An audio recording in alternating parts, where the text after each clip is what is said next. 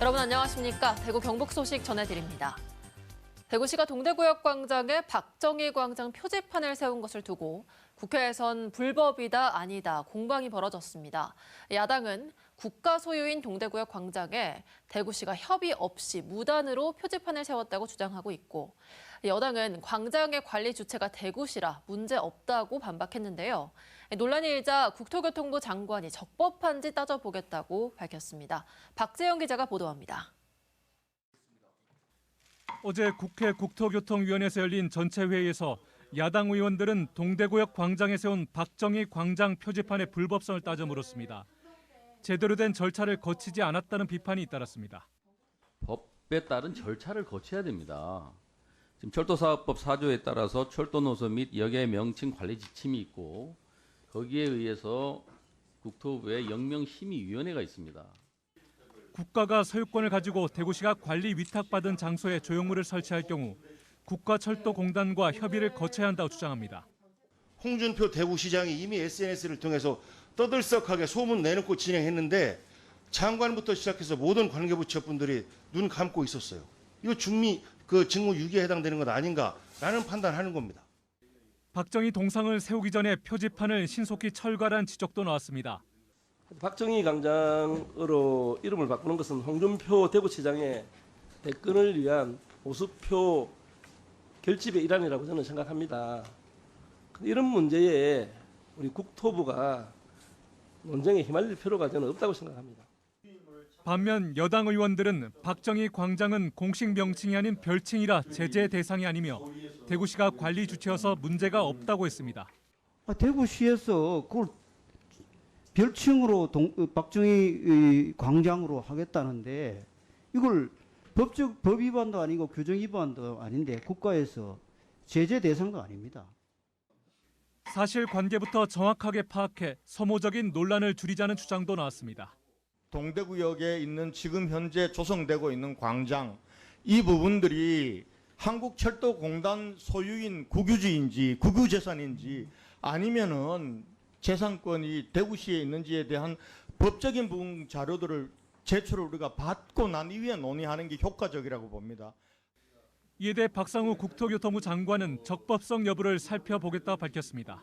그 공사 중에 있는 시설물에 대해서 관리권자가 대구시장인데 대구시에서 일정한 행위를 한 것에 대해서는 적법한지 혹은 우리 쪽에서 시정 조치를 명해야 되는 만한 위반 사항인지는 다시 한번 정밀하게 따져보겠습니다.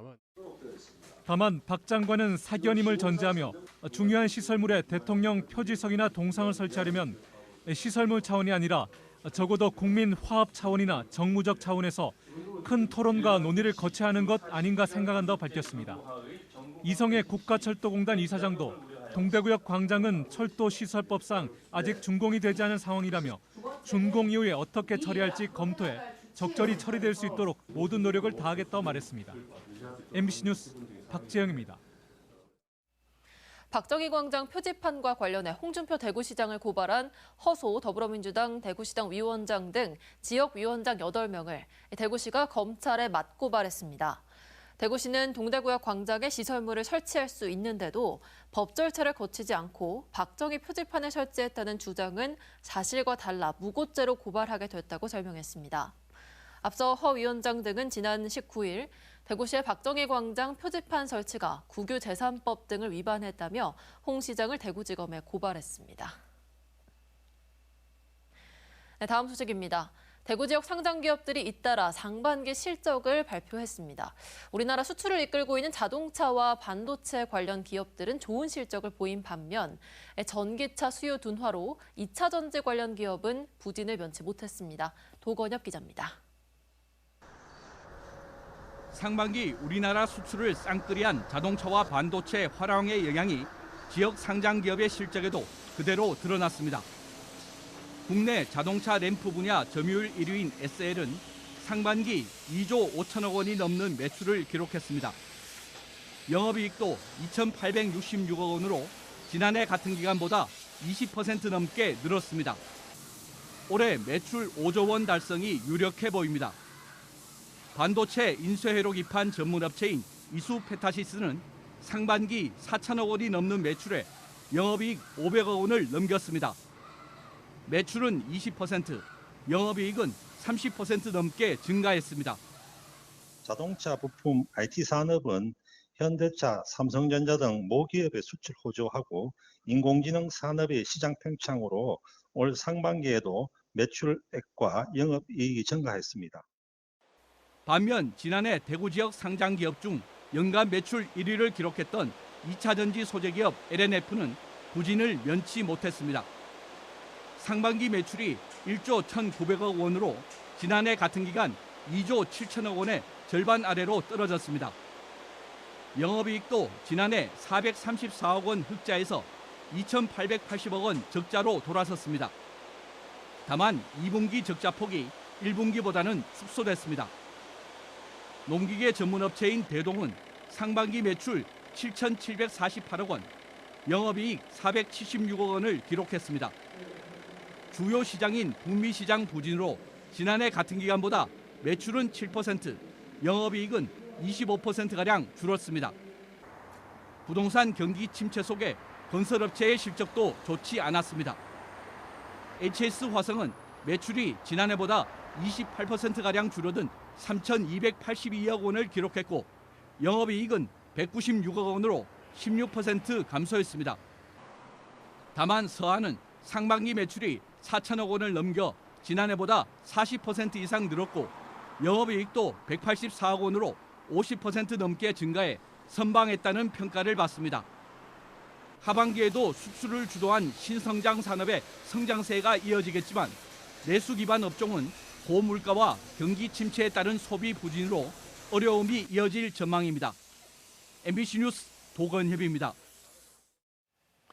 올여름 기록적인 폭염이 계속되면서 포항 지역 양식장에서는 오늘까지 물고기 141만 마리가 폐사했습니다.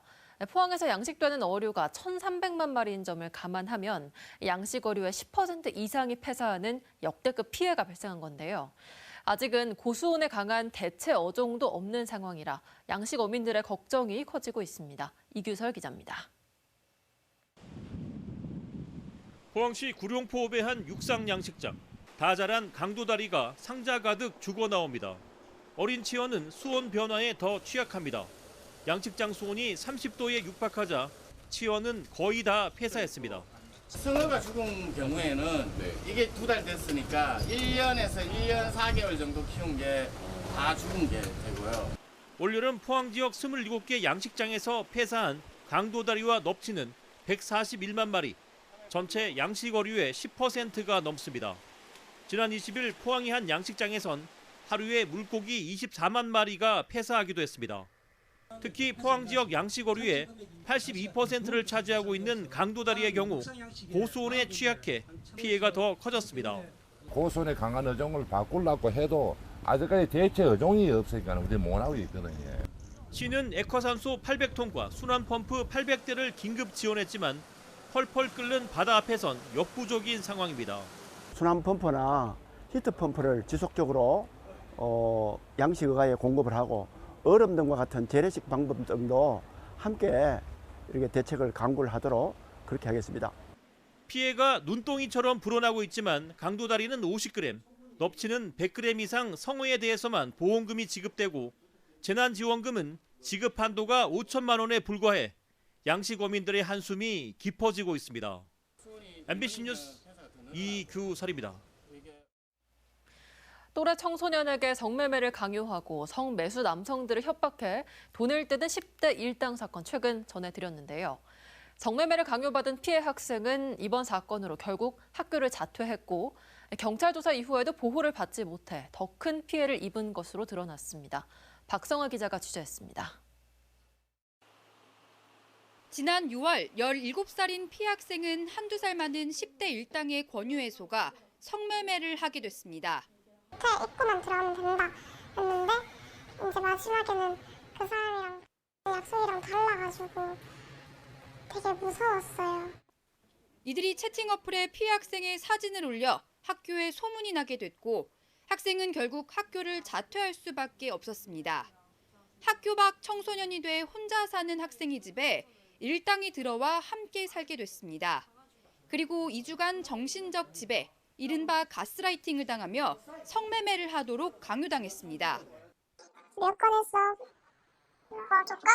응. 그걸 하나도 못했어. 하지 마. 하지 말라고. 한 성매수 남성의 신고로 이들은 결국 경찰에 붙잡혔습니다. 하지만 이후에도 피해 학생은 보호받지 못했습니다. 피해 학생은 경찰 조사에서 돈을 벌게 해주겠다고 접근한 일당에 의해 자신이 미끼가 돼 성매매를 하게 됐다고 진술했지만 경찰은 성매수남으로부터 돈을 뜯은 공갈 사건으로 수사를 마무리하고 청소년을 상대로 한 성매매 권유 또는 강요 혐의에 대한 조사나 학생 보호 조치는 하지 않았습니다. 그 이유가 어떠하건 아동의 성을 대가로 제공하는 행위에 개입시켰다는 것만으로 성매매 성착취로 해석이 되어야 마땅. 결국 피해 학생은 보호받지 못한 상태에서 다시 성매매와 집단 폭행에 내몰렸습니다. 제가 안 하면은 다른 사람이 해야 돼요. 그래서 제가 여기서 죽으면은 심각성을 깨닫고 저처럼 이런 애들을 또 만들지 않을 것 같아서.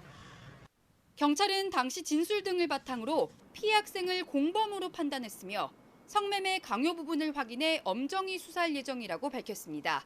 MBC 뉴스 박성아입니다.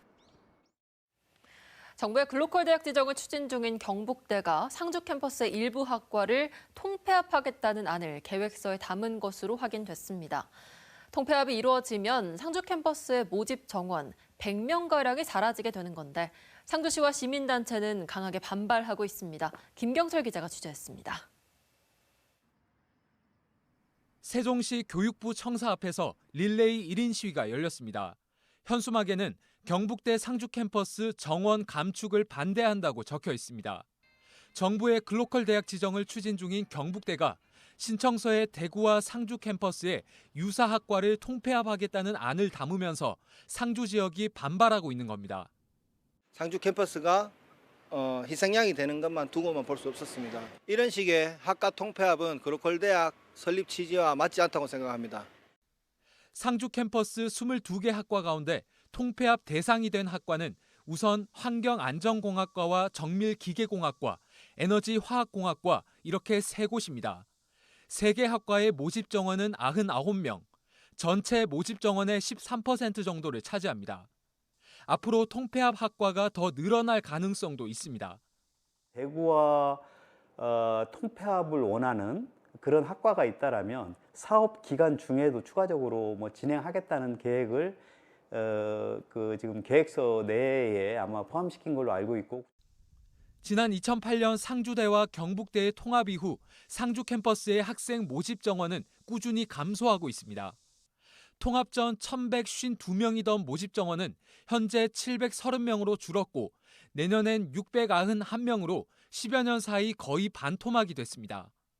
반면 대구 캠퍼스 모집 정원은 통합 전 3,900여 명에서 내년엔 4,500여 명으로 오히려 15%가량 증가했습니다.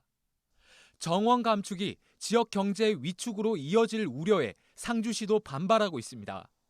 상주시의 관련 실무진들이 대구 캠퍼스를 수차례 방문한 데 이어 강영석 시장도 지난달 경북대 총장을 면담했고 상주 캠퍼스 정원이 감축되지 않도록 요구사항을 담은 공문까지 발송했습니다.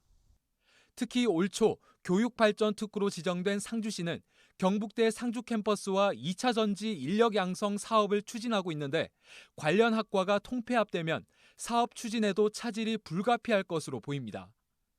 상주시와 시민단체는 정원 감축이 필요하면 대구와 상주가 같은 비율과 기준으로 감축해야 하고 상주 캠퍼스에 2차 전지 관련 학과를 신설하는 등 상생 방안도 마련해야 한다고 촉구하고 있습니다. 경북대는 현재 글로컬 대학 예비지정 대학 20곳에 포함됐고 이달 말로 예정된 본지정 결과 발표를 기다리고 있습니다. MBC 뉴스 김경철입니다.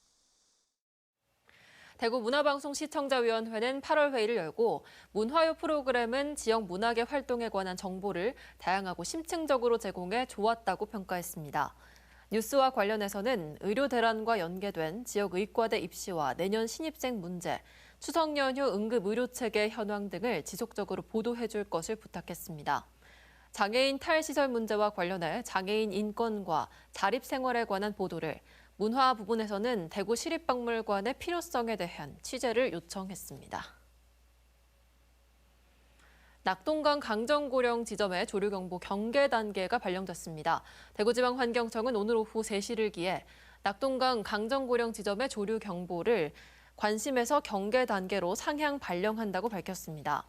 지난 19일 기준 강정고령 지점은 밀리리터당 유해 남조류 세포수가 11만 6,800여 개로 관찰돼 2주 연속 밀리리터당 10,000개를 넘어서 조류경보가 상향 조정됐습니다. 대구지방환경청은 영천호 지점에는 조류경보 관심 단계를 발령했다고 덧붙였습니다. 대구의 아파트 매매 가격이 40주 연속, 전세 가격은 44주 연속 하락했습니다. 한국부동산원의 8월 셋째 주 전국 주간 아파트 가격 동향에 따르면 대구의 아파트 매매 가격은 일주일 전보다 0.1% 떨어져 전국에서 하락폭이 가장 컸습니다. 대구의 아파트 전세 가격은 0.08% 하락해 세종시 다음으로 하락폭이 컸습니다. 한편 서울의 아파트 매매 가격은 0.28%, 수도권은 0.17% 상승했습니다. 오늘 오전 10시 50분쯤 경북 김천시 성내동의 한 물류 제조업체에서 가열 탱크를 청소하던 70대 업주가 쓰러진 채 발견돼 병원으로 옮겨졌지만 숨졌습니다. 경찰은 탱크 안에서 유해가스가 일부 측정됐고 산소 농도가 15% 정도였다며 가스 중독으로 질식한 것으로 추정하고 정확한 사고 경위를 조사 중입니다. 대구 중구청과 수의계약으로 논란이 된 권경숙 중구의원의 제명을 취소해야 한다는 판결이 나왔습니다. 대구지방법원은 지난해 11월 대구 중구의회가 권 의원을 제명한 것은 비행의 정도에 비해 과중한 징계라며 제명 의결을 취소한다고 판결했습니다.